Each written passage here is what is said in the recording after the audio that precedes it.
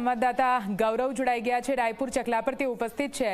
ગૌરવ, આપ જ્યાં ઉપસ્થિત છો રાયપુર ચકલા, શું ત્યાં રથયાત્રા એટલે કે ગજરાજ ત્યાં આવી પહોંચ્યા છે? ત્યાં આગળ ભક્તોનું મહેરામણ કેવું દેખવા મળી રહ્યું છે? આપની પણ વાતચીત થઈ હશે ભક્તો સાથે, તેમનું શું કહેવું છે? સુરક્ષાને લઈને બંદોબસ્ત કેવો છે? આપને ત્યાં કયા પ્રકારની અનુભૂતિ થઈ રહી છે ગૌરવ?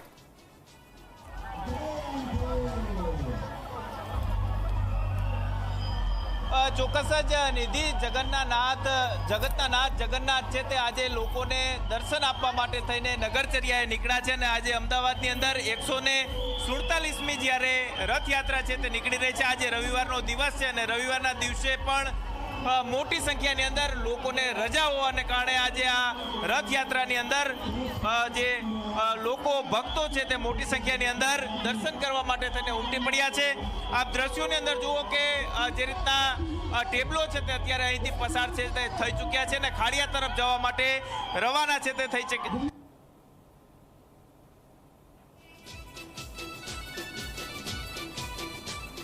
નગર જોવા નીકળ્યા મારા નાથ જોવા જઈએ રે।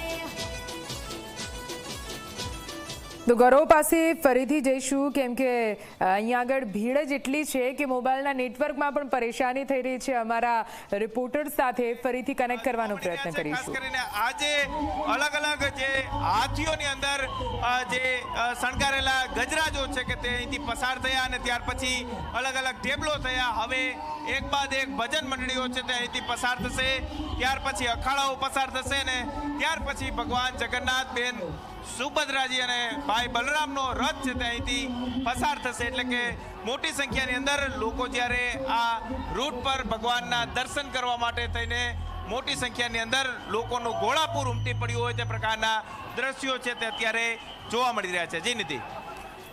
બિલકુલથી ગૌરવ, આપની પાસે ફરીથી હું આવું છું, પણ જગતનો નાથ જગન્નાથ, વિશ્વનો નાથ જગન્નાથ અત્યારે નગરચર્યાએ નીકળ્યો છે અને એટલા માટે જ એમના દર્શન કરવા ખૂબ જ જરૂરી બની જાય છે। એટલા માટે જ ત્યાં મોટી સંખ્યામાં ભક્તોનો મેળાવડો પણ જોવા મળી રહ્યો છે। આજ રવિવાર પણ છે એટલા માટે ભીડ વધારે જોવા મળી રહી છે। સ્વાભાવિક રીતે નાના બાળકોથી લઈને અબાલ વૃદ્ધ સૌ કોઈ અત્યારે રથયાત્રામાં સહભાગી થઈ રહ્યો છે, ભગવાનના દર્શન કરી રહ્યો છે, પ્રસાદનો લાભ